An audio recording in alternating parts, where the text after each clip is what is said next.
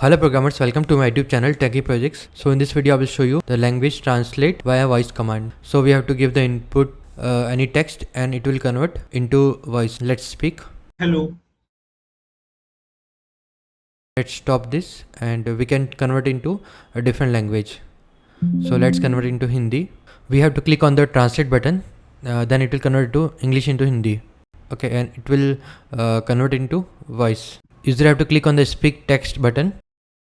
Namaste. So let's convert this Hindi text into Marathi. We have to select the drop down list from Marathi and then click on the speak button. It will say that particular word in Marathi. Namaskar.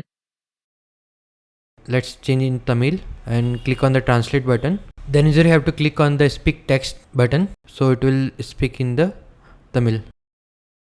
Vanakkam. This is the complete project. If you are in doubt, then you can comment in the comment section. I will try to reply soon. Thank you friends for watching my video. If you are new, then subscribe channel and share with your friend. Thank you.